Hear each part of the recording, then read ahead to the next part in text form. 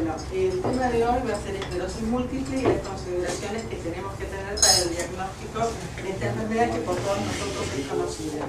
Lo que intento con esta edición es actualizar los criterios de McDonald para hacer un diagnóstico precoz de esta patología y poder abordar más rápidamente a un tratamiento que nos evite la discapacidad en los pacientes.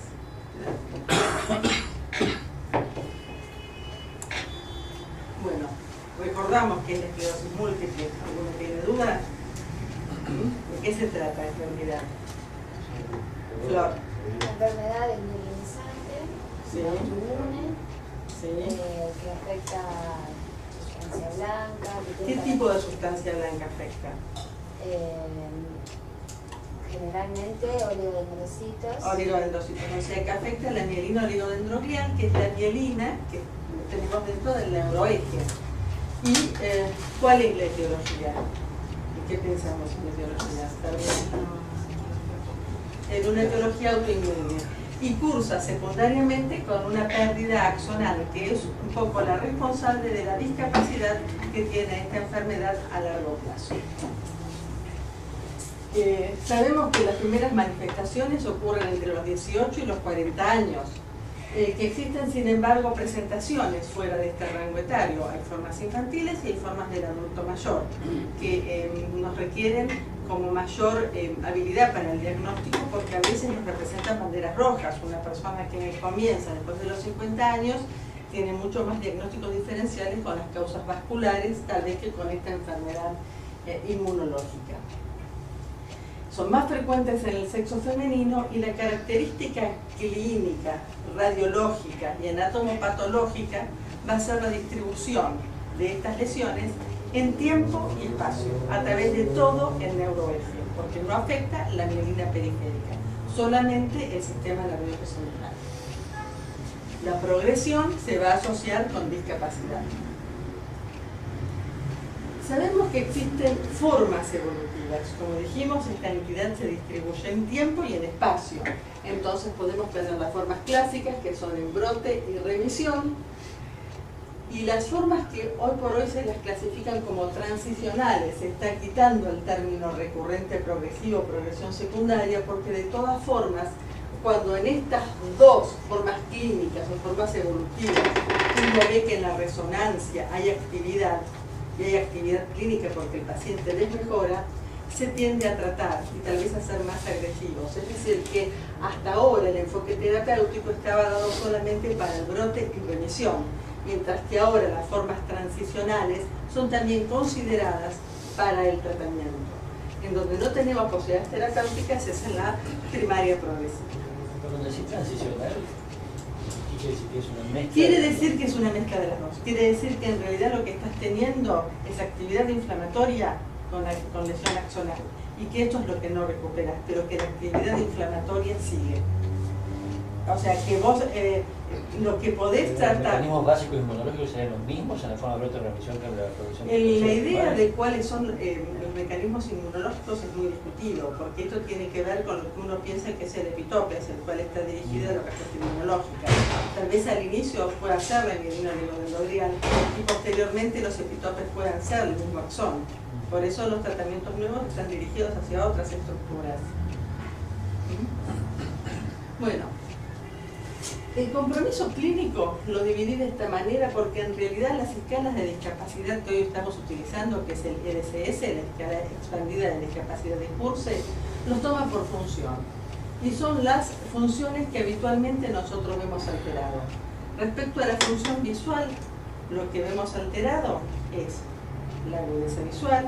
No es importante que el paciente consulte por dolor ocular, por trastorno o pérdida de la agudeza visual. En función del tronco, ¿qué puede ser clínica del tronco? ¿Una paresia de qué? ¿Vos sabías dónde? Puede ser una paresia o puede ser... Trastornos sensitivos, parestesias. Oftalmo, las oftalmoparesias son las más comunes, los pares craneanos. Claro. Y de los pares craneanos, las características es que afecte por el trigémino, dando neuralgia del trigémino, y el facial a veces debuta con el déficit facial. que es la salida, o sea, son lesiones desmineralizantes antes de la salida del tronco del nervio facial. Y después las oftalmoparesias, como decías vos, Ligia, las oftalmoparesias tienen la característica de ser a veces el primer signo evocador. Una oftalmoparesia en un paciente joven es bastante significativo de una enfermedad desmineralizante. En una mujer de 20 años es sospechosa de ser una esclerosis múltiple. Y en la función motora, ¿qué encontramos? Focales, ¿qué podemos ver? Parece superior Parecias, semiparecias. Paraparesia. En general, lo importante de rescatar del déficit motor piramidal es esto, es que son parecias, no son plejías. Es raro que la esclerosis múltiple debute con una paraplejía o con una hemiplejía. En líneas generales, lo que hemos visto todos es que debuta con una paresia braquial, con una paresia crural, y rara vez el déficit es muy importante. Y podemos encontrar todos los signos de liberación piramidal, la reflexia, clon, paresia. Lo sensitivo nos obliga a ser un poco más exhaustivos, porque pueden ser en más o en menos.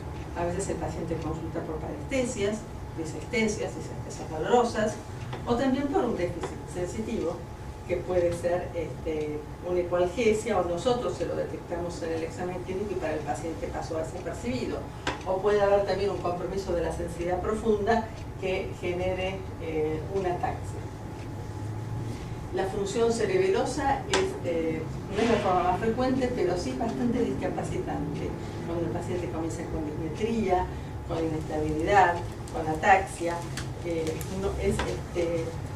un signo que le genera mucha molestia al paciente.